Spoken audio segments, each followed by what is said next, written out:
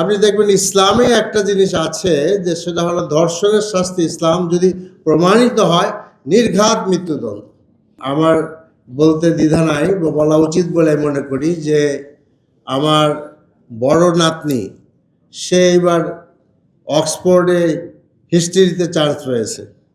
আমি মনে করি যে প্রত্যেক বাবা মা সমানভাবে ছেলে মেয়েদের শিক্ষার ব্যাপারে গুরুত্ব দেওয়া উচিত, কোনোভাবেই ভিন্নভাবে চিন্তা করা একদমই উচিত না। দেয়ার শুড বি ইকুয়াল, একদম গুরুত্ব দিতে হবে। আমি বলবো যে মেয়েদের ক্ষেত্রে আরেকটু বেশি দিতে হবে, কারণ মেয়েদেরকে সবসময় প্রোটেক্ট করে আমাদেরকে রাখতে হবে। সেই কারণে আমরা এই জিনিসটা আমাদের করা দরকার। এখন ট্রান্সপোর্টের কথা আলাদাভাবে এসছে। এই জায়গাতে আমরা আমাদের ইস্তেহারে বলেছি যে ট্রান্সপোর্টে আমাদের মতে আমরা বলেছি সেখানে সিসি ক্যামেরা থাকতে হবে, দেয়ার শুড বি, এবং এটা কোনো ক্রমেই কেউ যেন লঙ্ঘন করতে না পারে, এটা আমাদেরকে নিশ্চিত করতে হবে। এবং কোনো রকমের কোনো আপনার যদি ঘটনা ঘটে আমরা যেন সেই সিসিটিভি দেখে আমরা পরবর্তী পদক্ষেপ নিতে পারি, এই জিনিসটা একটা গুরুত্বপূর্ণ। আর একটা জিনিস আমি একটা দেশে দেখেছি, এটা আপনারা দেখতে পারেন, এগুলো আসল ব্যাপার কি, আসল ব্যাপার মনে করি যে আমাদের পুরুষদের মনের মধ্যে আস্থার মধ্যে নারী নিরাপত্তার বিশ্বাসটা মজবুতভাবে থাকতে হবে। আলাদা আলাদা বেড়া দেওয়া, আলাদা আলাদা এসব করা, এগুলো নিয়ে তো আসলে আমাদের, আপনি একটা ব্যবস্থা করবেন, ওরা আর একটা মানে ছিদ্র বাইর করবে, ঠিক কিনা? আমি তো মনে করি যে আমি ঢাকা বিশ্ববিদ্যালয়ের ছাত্র ছিলাম, সেখানে আমাদের ক্লাসমেটরা ছিল, মেয়েদের সঙ্গে অনেক ছিল। আমি আমার ফাইনাল ইয়ারে আপনার নারী শিশু ইয়ত ওয়েলফেয়ার আওয়ার্ড ছিল, সেখানে আমি ক্লাসে যাই দেখলাম যে আমরা দুইজন মাত্র ছেলে। তা আমি কেন নিয়েছিলাম, আমি আসলে ফাঁকি দেওয়ার জন্য নিয়েছিলাম যে খুব কম পড়ায় এটা পাশ করা যাবে আর কি।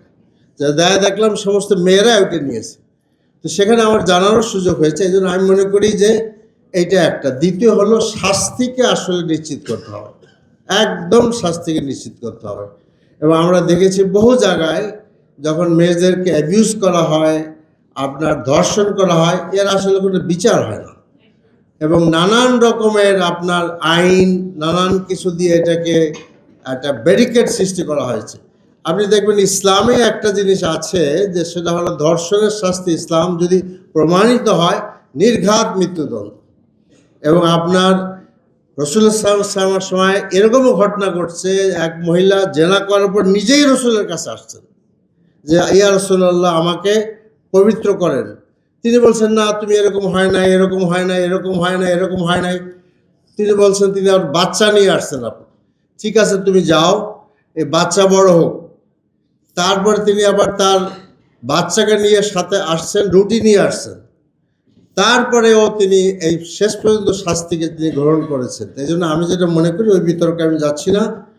আর নারীর প্রতি অত্যাচারের যে কোনো অ্যাবিউজ থেকে শুরু করে ধর্ষণ পর্যন্ত কঠোর শাস্তি হওয়া দরকার, এইটাকে ভিন্নভাবে চিন্তা করা চলবে না। আর একটা কথা বলা যায় যে আমাদের কোনো অপরাধের শাস্তি যখন আমরা দেই, এটা লক্ষ্যটা কি, এই জিনিসটা খুবই ইম্পর্টেন্ট। কারণ ইসলাম মনে করে যে লক্ষ্যটা হবে অপরাধকে প্রতিরোধ করা। কারণ আপনি যদি শাস্তি দেওয়ার পরে অপরাধ বন্ধ না হয়, তাহলে আমাদের অপরাধ দেওয়ার উদ্দেশ্যটা আসলেই আমরা অর্জন করতে পারবো না। সেই জন্য ইসলাম কিন্তু শাস্তিটা আপনার ওপেন দেওয়ার পক্ষপাতী, যাতে করে একটা শাস্তি দেওয়ার পরে এই অপকর্মের সাথে জড়িত যারা, তারা যেন বুঝতে পারে যে এরকম অপরাধ করলে আমাকে এরকম শাস্তি পাইতে হবে।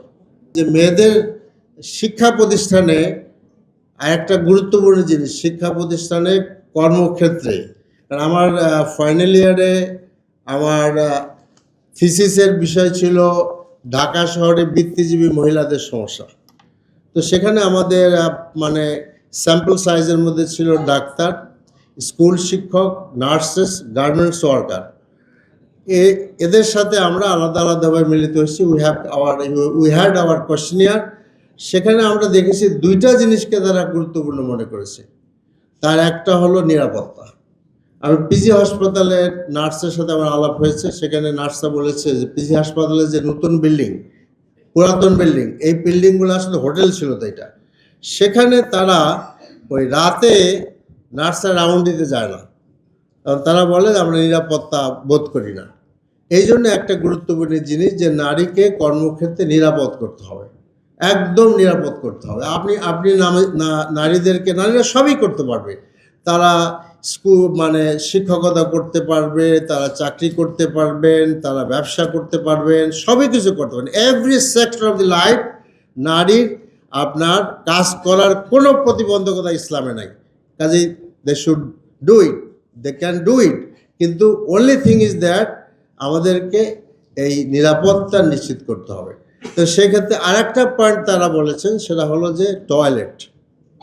This is very important. মেয়েদের জন্য খুব সুন্দর আলাদা টয়লেট ব্যবস্থা, এবং আরেকটা পয়েন্ট অলরেডি আপনি বলেছেন, এগুলো থাকা দরকার। আমরা দেখেছি যে ঢাকা বিশ্ববিদ্যালয়ের ডাকসুর উদ্যোগে স্যানিটারি ব্যান্ডিং মেশিন মেয়েদের জন্য করা হয়েছে। This is first time of Dhaka university যে ডাকসু করেছে। তো কাজে এই ব্যাপারটাগুলো নিশ্চিত করলে আমার মেয়েরা নিরাপদ কাজ করতে পারবেন, কর্মক্ষেত্রে তারা ভালোভাবে থাকবেন।